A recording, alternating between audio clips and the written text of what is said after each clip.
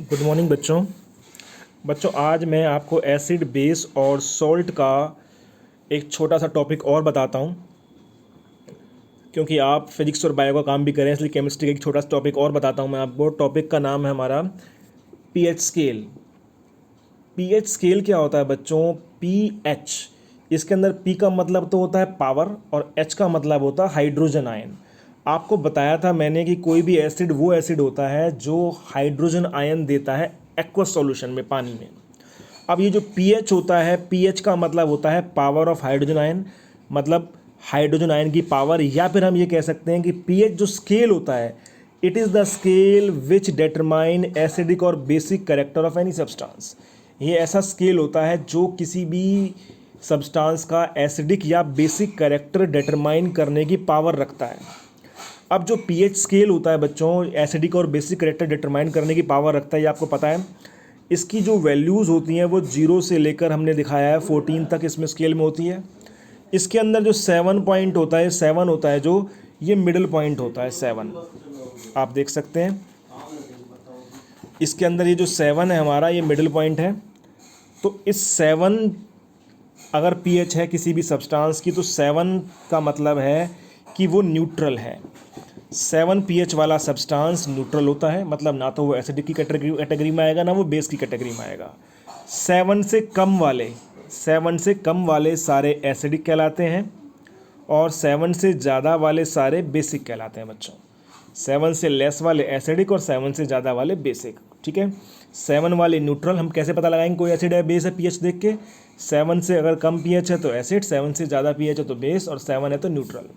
दूसरा, कल मैंने आपको बताया था कुछ एसिड स्ट्रॉन्ग एसिड होते हैं, कुछ वीक होते हैं, कुछ स्ट्रॉन्ग बेस होते हैं, कुछ वीक बेस होते हैं। अगर हम बेस की बात करें, जितनी वैल्यू ज़्यादा होगी, अगर 11 से ज़्यादा वैल्यू आ रही है हमारी, जितनी वैल्यू ज़्यादा होगी तो वो स्ट्रॉन्ग बेस होगा, और अगर वैल्यू कम होगी तो वीक बेस होगा, ठीक है बच्चों।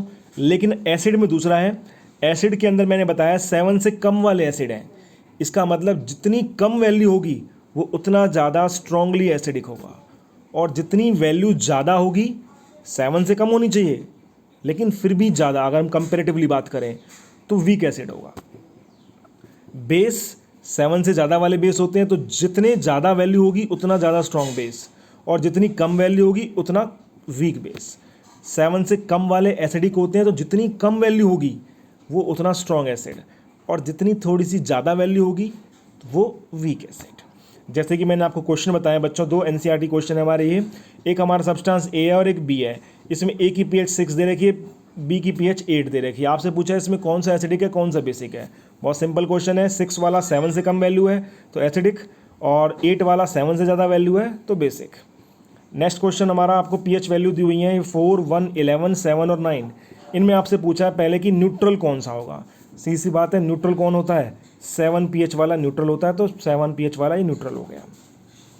उसके बाद पूछा स्ट्रांगली एल्कलाइन। एल्कलाइन मतलब बेसिक, सब ज़्यादा बेस कौन होगा, स्ट्रॉन्ग बेस कौन सा होगा इनमें। आपको पता है इनमें 2 बेस हैं, कौन कौन से? 7 से ज़्यादा वाले, एक तो 9 और एक 11। लेकिन ज़्यादा किसकी वैल्यू है? 11।